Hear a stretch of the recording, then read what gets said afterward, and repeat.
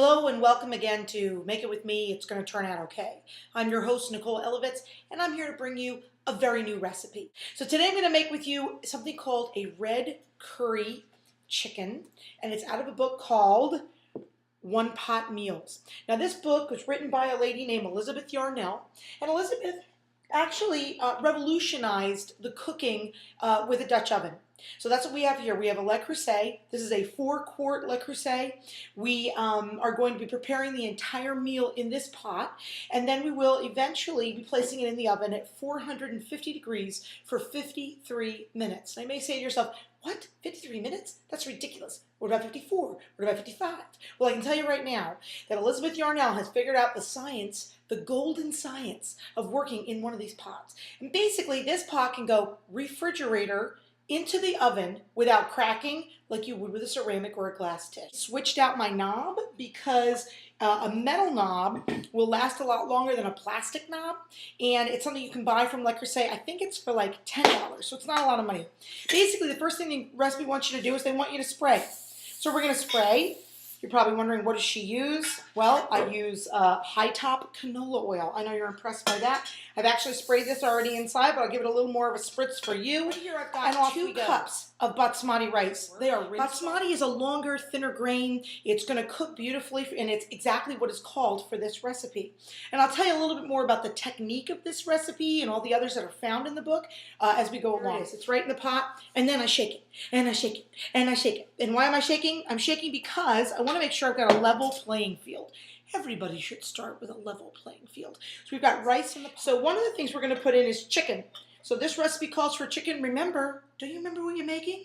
Red curry chicken, okay? So we got this chicken. Now, I've already cut it up. I've cut it into chunks. They're about 2-inch. Remember, the smaller you cut something, the quicker it's going to cook. You want to place these chicken pieces all on your rice. You're just putting it right on top. And again, this is part of the process that Elizabeth came up with. And by the way, she's patented nice chicken right on top. And because this is for 4 people, I've doubled the recipe that's in the book. And basically, I've got about 1.25 pounds of chicken breast. These are boneless, skinless chicken breasts. And then from there, we need to do our sauce.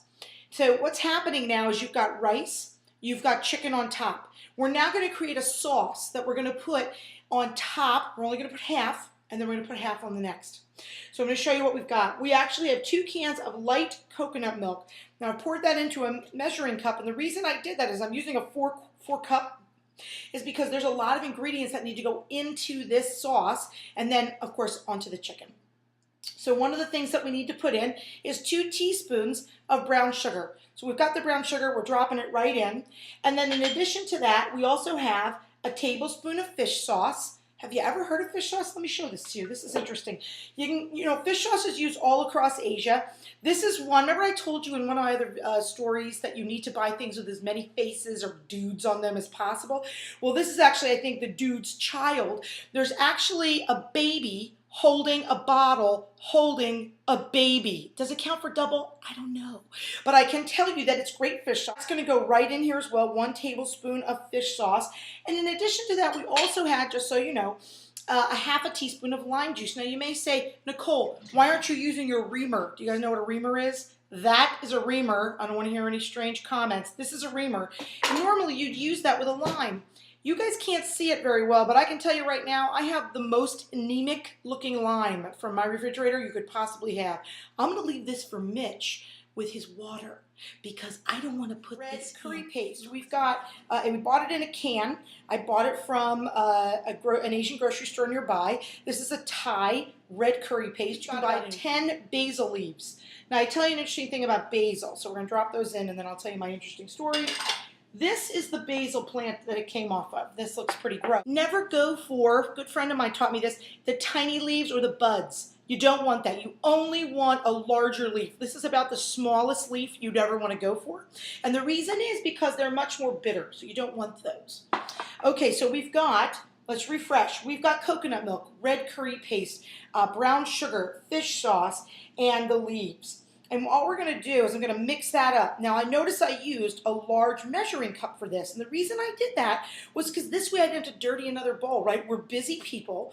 I'm trying to use as few dishes as possible because poor Mitch, chief bottle washer, he has to wash all these dishes. It doesn't seem fair, although he does eat most of the food.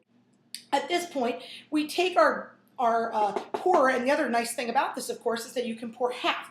And we need to pour half of this over the chicken. Now, this is the moisture that the rice is going to pick up. It's also going to add some nice flavor to the chicken as it cooks.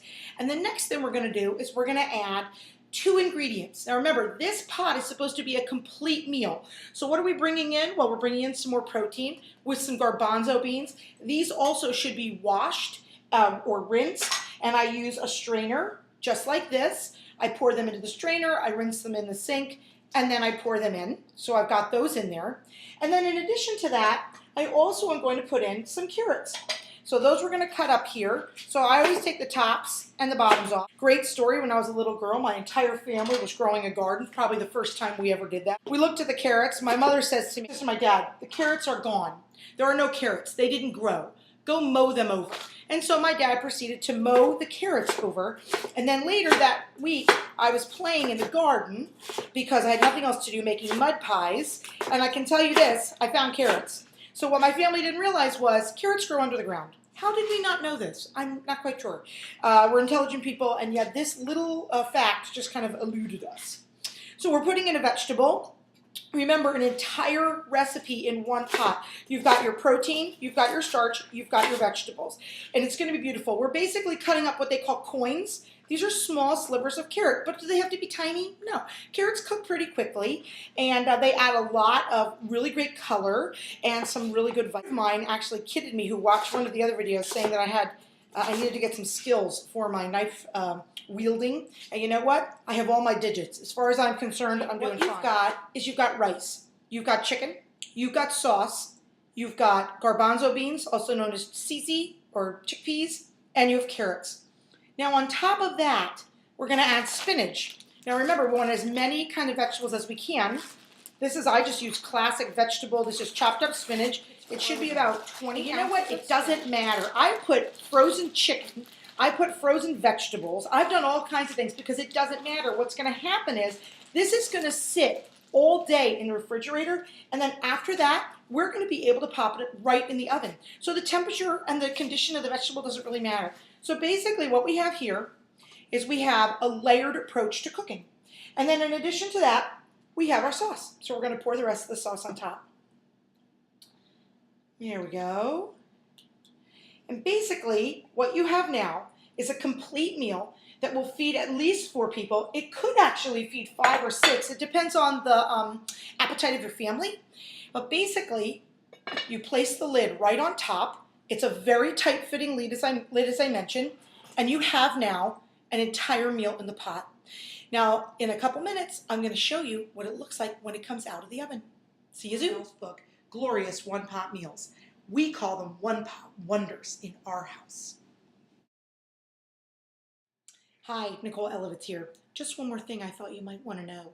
There's a lot of times that I make something really, really delicious for the family, but the problem is my teenager, she doesn't want to eat it. And so, as Mitch and I will sit down tonight to the red curry chicken that we are cooking in the oven, I want you to know there's a little something something that was made special for Maud. Here we have the delicious pig in a blanket. Yes, we have taken a hot dog, we have wrapped puff pastry around it, given it a gorgeous, lovely little egg wash, and we have cooked it for 15 minutes at 400 degrees. So you know, if not everybody likes what you're making, make something they'll eat so they'll be happy, and so will you. It's worth it in the long run. And we're back. Well, guess what? We've completed cooking our red curry chicken for 53 minutes at 450 degrees. And we've got it right here. This is an incredibly hot dish, an incredibly hot pan. We take the lid off. I don't know if you can see the steam that is escaping, but basically what we've got here is a wonderful dinner for everybody. Now, if I take my spoon and just kind of dig in there so you can see what we've got the chicken, we've got the rice, the spinach, everything is cooked beautifully, and we're ready to have dinner. And remember, make it with me and it's going to turn out okay. Take care and see you later. Bye-bye.